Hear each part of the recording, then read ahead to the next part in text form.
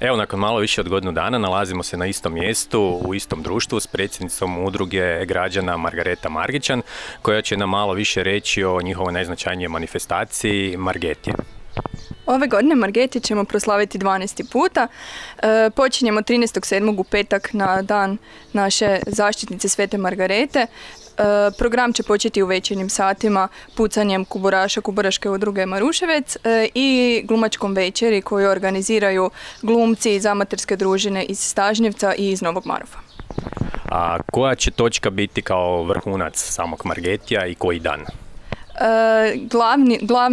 Glavno događanje će biti u nedjelju, ali da ne preskočimo subotu. U subotu imamo organizirane sportske susrete, nogometne susrete našeg nogometnog kluba iz Margićana i kluba Sloboda iz Tužna, a nakon toga slijedi drugi po redu izbor najbolje zlijevke, pa se nadamo da će ove godine biti prijavljeno još i više od prošlogodišnje 23.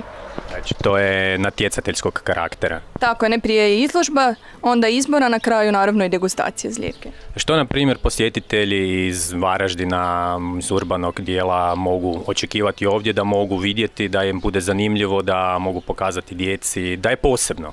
Pa to će svakako biti u nedjelju kada slijedi vrhunac naših događanja. Program počinje od 15 sati popodne, tu iza nas oko Vodenice i na otoku dolje na Črnoj ribi, gdje će biti organiziran sajam starih zanata.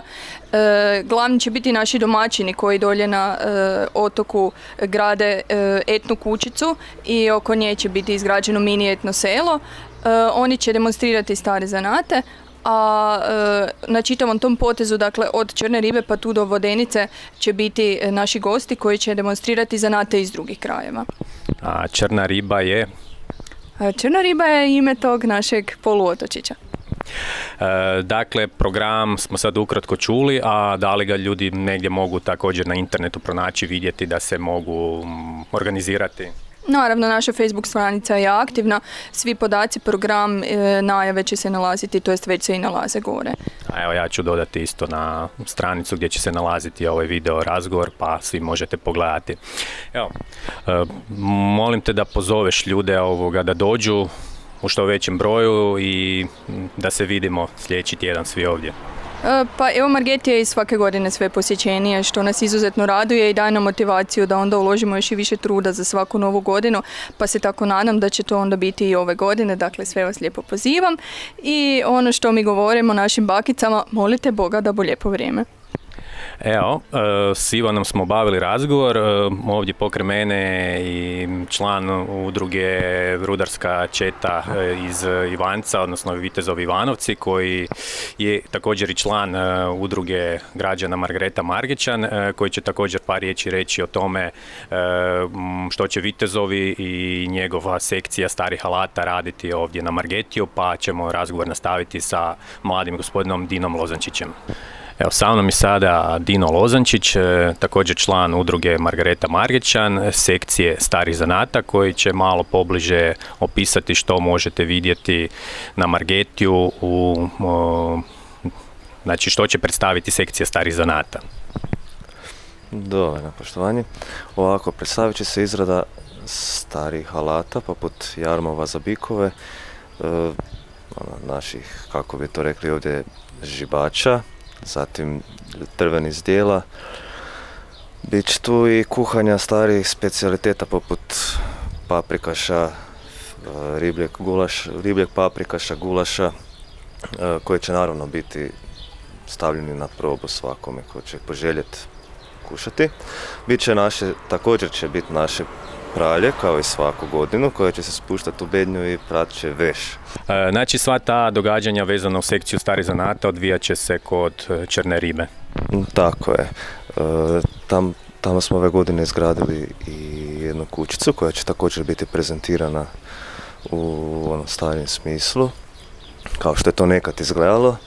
I sve će se u stvari odvijati oko nje, znači od naselja, radionica, i to bi uglavnom bilo to. Znači do vanjskih rubova u kojem će također biti udruge iz drugih sela, općina.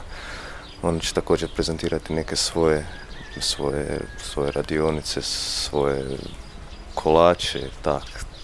Znači u biti zanimljivo bi bilo doći na primjer obiteljima s djecom da vide ovoga kako se...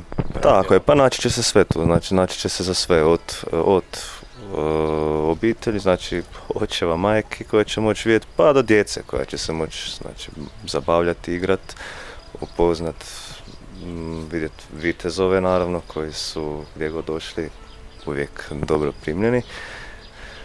I to je to, bit će svega. A tebe ljudi poznaju i kao člana udruge Ivanečki vitezovi, odnosno rudarska četa iz Ivanca, koji će vjerojatno također biti ovdje. Pa da, kao i prošlu godinu, također, vitezovi Ivanovci će doći u ovaj kraj. Nadamo se da će to postati dio tradicije. Ako možeš još pozvati ljude, odnosno da ne dođu samo ljudi iz Margićana, iz tu bližeg kraja, nego da pozovemo i iz šireg područja županije ljude da imaju što vidjeti, možda pojest, popit, zabaviti se, ali uglavnom vidjeti taj jedan stari način života. Pa da, bilo bi nam drago, znači da dođu ljudi iz šireg kruga, znači da se ne odvija, da nije sve u zatvorenom smislu, nego da dođe znači čak iz gradova kogod uspije da dođe da vidi nešto novo, možda nešto i nauči, dobro se zabavi i provede dan obitelji u prirodi koja je, hvala Bogu, ovdje jako lijepa. Hvala Dino, pa vidimo se drugi tjedan.